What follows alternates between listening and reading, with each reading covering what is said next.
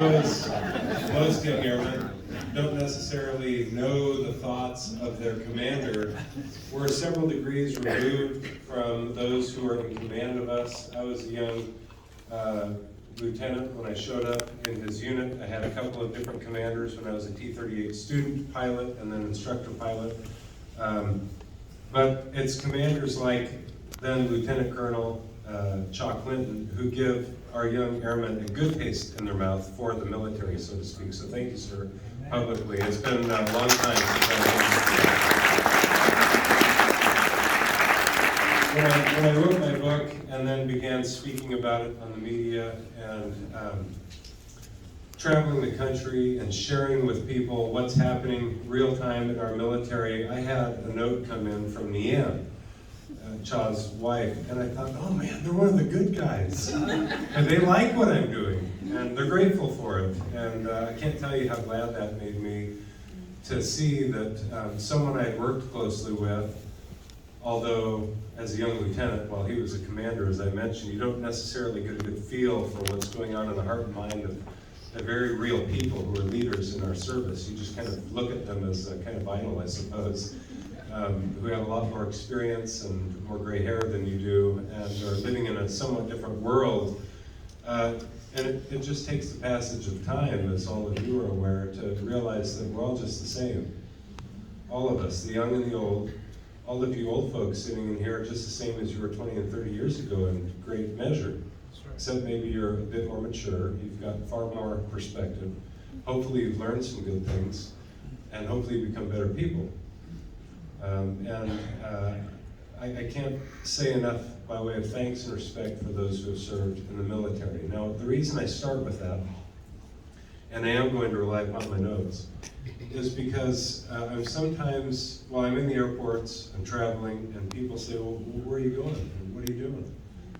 And I say, well, I'm going to speak at a conference, and they smile and they say, oh, are you a motivational speaker?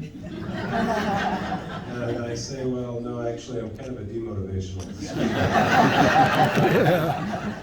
And they stop talking to me. I tell them I speak about national security, the military, the woke military-industrial complex, or something that comes to mind, and they're usually not interested in pursuing the discussion, unfortunately. Even if they're conservative, probably, but we're oddly touchy about some of the things that we need to confront head on if we're to solve some of these problems. And as a young man in uniform, I was trained by good leaders early on, even if it was unspoken, to be relatively apolitical. You don't get involved in the citizens' broader domestic policy disputes when you wear the uniform of your country. It's unwise to do so. You've heard it said that you shouldn't talk about religion and politics at the dinner table, and I suppose it's good advice for our service members to avoid our domestic policy disputes. And so you can imagine if the military work environment were to become politicized, and I don't care what type of politicizing that is, it would have the tendency to divide. And a divided military is a weak military. And it's in every American's best interest that we remain a united military. Now, my book, which is a classic work on the history of Marxism, I'm glad Wade said that, so I'll just echo what he said. It is. It's about as good as it gets. I know there's some errors in there, but I wrote it quickly. David Horowitz, who's a famous former Marxist activist, turned quite agitating conservative, moved from California to Parker, Colorado, and was living an hour down the street from me at the time I wrote the book. And he reached out to me after I'd been fired because he'd seen me in the news. And he says, hey, can I take you to lunch? And I was like, this is David Horowitz. I mean, I quoted you in my book. And I, of course, went and took him up on his offer. He says, as you're aware, I've been reading about and writing about Marxism for decades, and this is the best single book on the topic I've ever seen.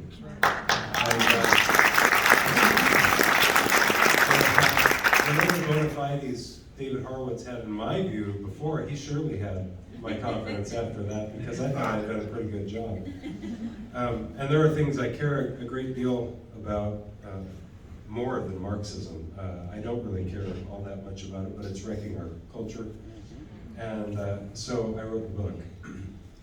Now, with the time that I've got, I will rely upon these notes, and I hope, despite reading a kind of laundry list, you'll be able to stay with me for the next 20 or 30 minutes. Because I think that when you leave here, you'll have a far better working, high-level view of some of the cultural influences afoot in our military than perhaps the rest of the American people. And so, while it may not be 100% accurate reflection of the experience of everyone in uniform in the country right now, it is a reflection of high-level policy decisions that are ongoing, sinister and evil influences that are pushing upon those young people in uniform wherever they live and wherever they serve, whether they know it or not. And so you need to be aware of them so that we can fight back. Now, where am I? I'm somewhere here.